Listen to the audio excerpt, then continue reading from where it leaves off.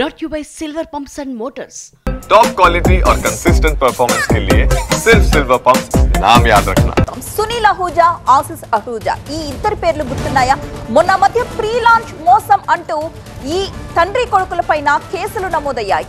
కబ్జా, బెదిరింపుల కేసులు భారీగా ఫైల్ అయ్యాయి. హవాలా ఆపరేటర్స్ అంటూ ఎకనామిక్స్ అఫెన్స్ వింగ్ కి పెద్ద ఎత్తున ఫిర్యాదులు వెళ్లాయి. అంతేకాకుండా వీళ్లతో కలిసి పనిచేసిన పలువురు బిల్డర్స్ కూడా ఈఓడబ్ల్యూలో కంప్లైంట్ కూడా చేశారు. ఇలా బడా క్రిమినల్ బ్యాక్గ్రౌండ్ ఉన్న సునీల్ అహూజా, ఆశిష్ అహూజా పేర్లు లేటెస్ట్ గా లిక్కర్ కేసులో కూడా ఇప్పుడు చక్కర్లు కొడుతున్నాయి. అయితే ఈ అహూజా బాధితులంతా కలిసి ఇవాళ రోడ్డెక్కారు. ఆ డీటెయిల్స్ అంటే ఇప్పుడు ప్రస్తుతం మనం బ్రేకింగ్స్ లో చూద్దాం. హైదరాబాద్ గన్ పార్క్ దగ్గర అహూజా బాధితులు ఆందోళనకు దిగారు.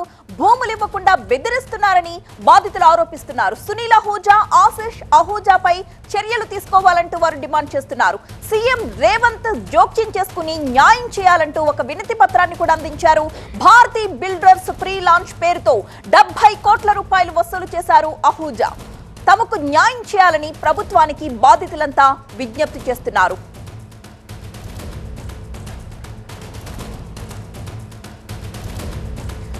మా ప్రతినిధి ప్రణీత సిద్ధంగా ఉన్నారు. ప్రణీత, ఈ అహూజాలు లిక్కర్ స్కామ్ లో ఎలాంటి పాత్ర పోషించారు? అలాగే పరారీలో ఉన్న తండ్రి కొడుకుల అహూజాల గాలింపు కోసం పోలీసులు ఎలాంటి ప్రయత్నాలు చేస్తున్నారు?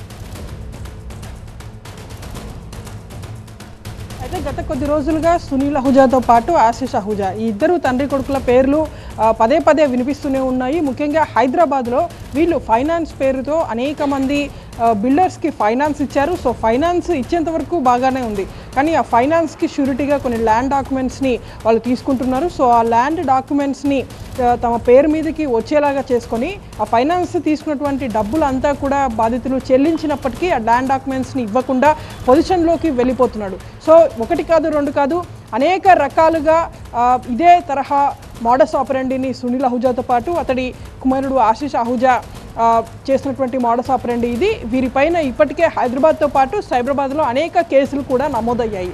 తాజాగా భారతీ బిల్డర్స్ వ్యవహారంలోనూ వీరి పాత్ర బయటకు వచ్చింది. భారతీ బిల్డర్స్ డైరెక్టర్స్గా ఉన్నటువంటి శివరామకృష్ణతో పాటు పొన్నూరి అండ్ ఇంకొకరు ముగ్గురు కలిసి దాదాపు 40 కోట్లు వీళ్ళు సునీల్ అహూజా నుండి ఫైనాన్స్ తీసుకుంటే ఇంట్రెస్ట్తో కలిపి దాదాపు 102 కోట్ల రూపాయలు, అంటే ఆల్మోస్ట్ 60%కి పైగా అదనంగా చెల్లించినప్పటికీ ఆ ల్యాండ్ డాక్యుమెంట్స్ ఇవ్వకుండా మొత్తం భారతీ బిల్డర్స్కి సంబంధించినటువంటి ఆ ల్యాండ్ అంతా కూడా పొజిషన్లోకి సునీల్ అహూజా వెళ్ళిపోయారు.